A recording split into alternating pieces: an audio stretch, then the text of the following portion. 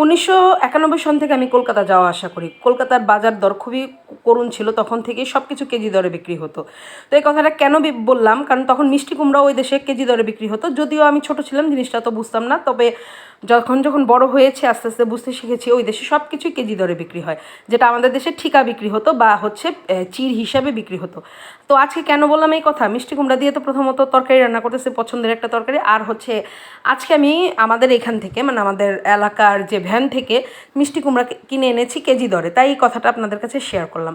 তো এই তো এখানে রান্না করে নিলাম মিষ্টি কুমড়া দিয়ে মাছের মাথা দিয়ে একটা তরকারি, আর হচ্ছে মাছের একটা তরকারি, দুটো তরকারি একটু সবজি দিয়ে রান্না করলাম। আজকে যেহেতু দুদিন বৃষ্টি থাকার পর আজকে দুদিন যাবত আবার একটু গরম পড়ছে, আর কালকে অবশ্যই একটু রিচ খাবার খাইছি, তো এই জন্যই হচ্ছে আজকে একটু সবজি দিয়ে রান্না করলাম।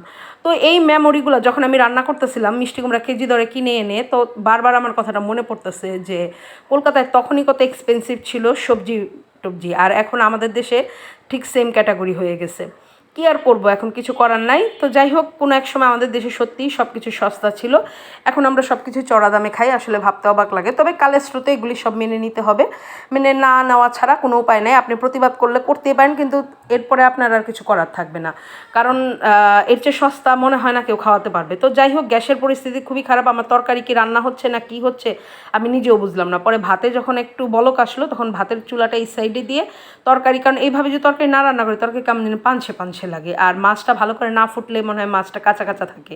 এমনিতে তো মাছ কষায় নিছি খুবই কম জালে, তারপর মাছটা যদি পুরোপুরি প্রপার সিদ্ধ না হয় তখন খেতে ভাল লাগে না।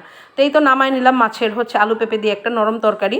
তারপর আর কি দুপুর হয়ে গেছে, এখন খাওয়া দাওয়া শেষ করব। এই যে ছেলে দুষ্টামি করে, ওর দুষ্টামির এক ঝলক ভিডিও আপনাদের সকাল মানে দুপুরের দিকে দিছি, আপনারা দেখতে পারছেন ও কি পরিমাণে দুষ্টামি করে। তো যাই হোক, এভাবে সারাটা দিন কাটে। তো ভিডিও ভালো লাগলে অবশ্যই লাইক দিয়ে পাশে থাকবেন। টাটা।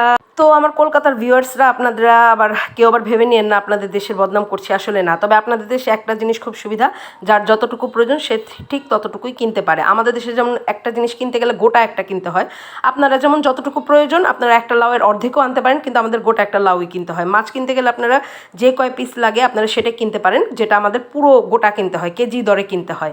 এটা আপনাদের দেশে খুব ভালো।